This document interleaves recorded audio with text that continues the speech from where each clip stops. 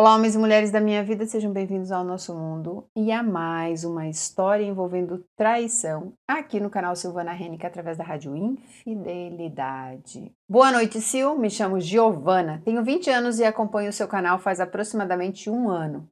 Amo assistir seus vídeos e a maneira como você conta as histórias é demais. Bom, minha história perfeita de amor começa pelo seguinte. No ano de 2016, no colégio, conheci o cara mais incrível do mundo, pelo menos era o que eu pensava. Começamos com uma simples troca de olhares nos corredores na hora do intervalo entre as aulas, troca de olhares na saída da escola indo para casa, toda aquela paquera que sempre rola quando somos adolescentes. Após várias semanas de olhares e mais olhares, ele finalmente chegou em mim, na maior timidez perguntando se eu estava bem e outras coisas. Óbvio que eu já sabia o que ele queria, mas fui deixando a conversa fluir para ver aonde ele iria chegar. Quando ele perguntou se teria uma chance comigo, eu fui bem difícil, como sempre fui com todos os caras que chegavam em mim. Falei que queria ir mais devagar, pois tinha receio de me envolver e acabar me machucando. Não é que no final eu estava certa? Ele concordou em irmos devagar e passamos semanas conversando, se conhecendo e após um mês, mais ou menos, nos beijamos pela primeira vez. Juro que foi mágico. Já tinha ficado com alguns caras antes, mas com ele foi diferente. Talvez porque já estava ficando apaixonadinha quando ainda estávamos naquela paquera e conversinha. Depois de 3 meses ficando, ele me deu uma aliança de compromisso. Levou até um buquê de flores na escola. Imagina a vergonha que fiquei. Lembro das minhas amigas na época falando: "Nossa, que romântico! Como você tem sorte de arrumar um namorado tão fofo e atencioso." No total, namoramos 3 anos, sendo que os 2 primeiros foram incríveis. Ele me levou a vários restaurantes, sempre me dava presentes, mesmo sem ser em alguma data especial. A família dele gostava muito de mim, mesmo que, por algumas vezes, notava que a mãe dele me dava aquela excluidinha quando a namorada do irmão dele estava em algum lugar com a gente. A partir de 2019 começou o inferno. Começamos a brigar na virada do ano por um motivo bobo, ciúmes. Ele sentia ciúmes do namorado da minha prima. Era aquela discussão toda vez que eu trocava algumas palavras com o cara. Já tinha percebido que aquele ano não iria ser fácil. Quando comecei a fazer faculdade ano passado, lembro que ele impôs regras do tipo: tomara que você não fique conversando com homens na sala, porque vão achar que você está dando mole para eles. Ou, espero que você não vá de saia ou shorts para a faculdade. Você sabe como os homens são. Eu lembro dele me falando isso e me dava uma raiva, como eu era tonta e ainda aceitava, pois achava que, como meu namorado, ele estava me protegendo dos homens maus que cercam menininhas indefesas na faculdade. Para vocês terem uma ideia, ele começou a me levar e me buscar na faculdade de carro toda vez. Sempre me perguntava na saída com quem eu tinha conversado na sala, quem sentava perto de mim e outras coisas. Uma vez, quando eu estava descendo as escadas da faculdade para ir ao encontro dele, que estava no carro me esperando, dei tchau para um menino que fazia parte do meu grupo de um trabalho e ele viu. Aquilo para ele foi o fim do mundo. Quando entrei no carro, ele veio gritando e perguntando quem era aquele cara que dei tchau, porque ele deu um sorrisinho para mim. Porquês e mais porquês. Esse dia brigamos feio e depois nos acertamos. Não vou nem comentar da vez que fui com uma blusa com decote para tirar as fotos da turma. Você já imagina a treta que foi quando ele viu. Quase no final do ano, nós já não estávamos mais o mesmo casal de antes.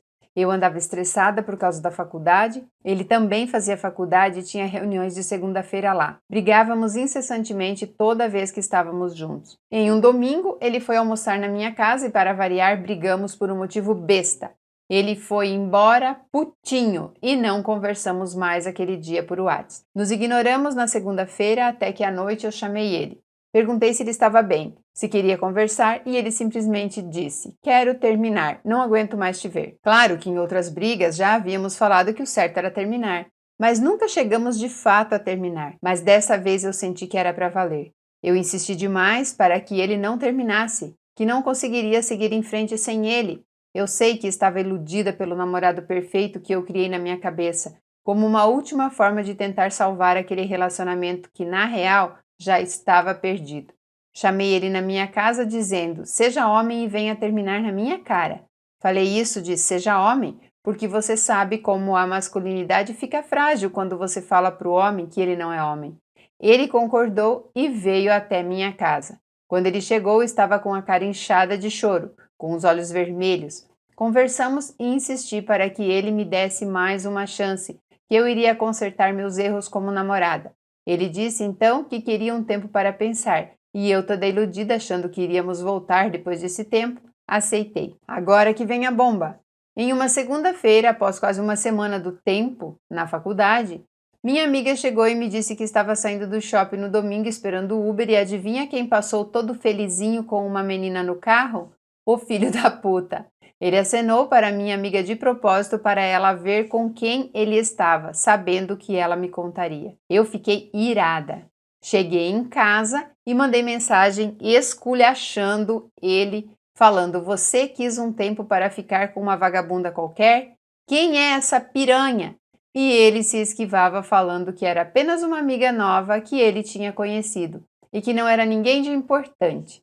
Eu posso ser tudo, menos burra, e saquei na hora que o tempo dele era para ficar com outras meninas sem se sentir culpado. Após ele dar essas desculpinhas, falei para ele pela última vez: venha até a minha casa e termine tudo, senão eu vou ir na sua e você sabe que vai ser pior, pois seus pais vão estar lá. Ele veio correndo na minha casa com medo de eu ir na casa dele. Ele, todo cínico e frio, simplesmente disse: ok, estou aqui, vamos terminar e pronto. Nunca mais me procure e exclua nossas fotos do seu Facebook. Simplesmente isso. Após 3 anos de namoro, ele terminou assim, dessa maneira, me colocando chifre na época do tempo, ou até mesmo antes, pois nunca desconfiei. Até ele, do nada, na segunda-feira, falar que queria terminar. É aquele ditado: quando a pessoa solta facilmente da sua mão, é porque já está segurando em outra. Fiquei devastada, arrasada, me torturando e pensando nos nossos momentos bons juntos. Além de tudo o que ele me fez sofrer, sabe o que ele fez? Me mandou no direct do Instagram uma foto dele com a amante, que em menos de um mês após o nosso fim, assumiu para Deus e o mundo. Comecei a xingar ele falando que ele era um merda, que não sentia o mínimo de empatia, e também xinguei a menina chamando ela de puta, vagabunda por ter se sujeitado a ficar com um cara que ela sabia que namorava. Ela, afrontosa, me mandou mensagem falando que era para eu parar de ser corna e me contentar, que agora quem estava com ele era ela. Falou que eu era uma inútil, que não fazia nada e ainda falou: eu vi as suas fotinhas peladas no celular do seu ex-namoradinho. Que nojo!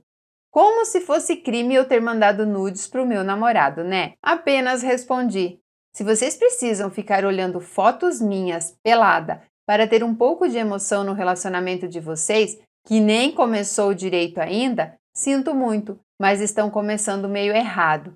Bloqueei ela e ele no Instagram e no WhatsApp e segui minha vida. No começo não foi fácil. Achei que iria entrar em depressão, pois nunca tinha sofrido uma decepção tão grande nos meus apenas 20 anos. Acredito que quem planta, colhe. O que você faz de ruim para um, volta pior para você. Hoje, após mais ou menos 7 meses desde tudo que relatei, percebo que evolui muito minha maneira de pensar e finalmente consegui seguir com minha vida.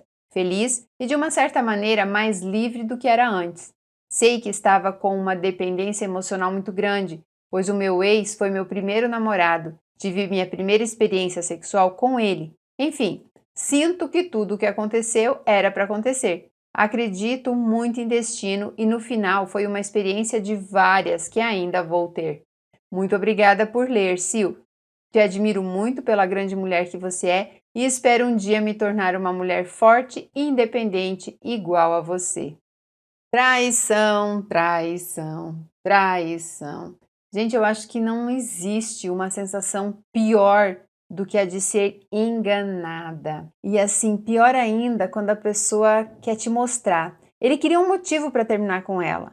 Então, o que ele fez para ela não ficar correndo atrás dele? Fez a amiga contar que ele já estava com outra. Uma coisa que eu não gostei aqui nesse texto, nesse relato, foi elas duas discutirem, sabe? ela ir lá tomar satisfação, jogar na cara dele as coisas. Gente, eu sei, dói na alma, a vontade é de xingar, é de esculhambar, mas no fundo você está se agredindo, porque quando você tem vontade de xingar o outro pelas coisas que teoricamente ele fez para você, é como se você estivesse tirando de cima de você a culpa pelas escolhas erradas. Eu sei que é difícil entender e vocês podem ficar pensando, nossa, Sil não tem noção, o cara era um escroto. Eu não tô falando que o cara era gente boa, não. Eu só tô falando que essa vontade de ir lá e xingar, na verdade, é uma vontade que você tem de fazer para você mesma. Porque você escolheu, porque você se sujeitou, porque você é 100% responsável pela vida que tem por conta de 100% das escolhas da sua vida terem sido suas.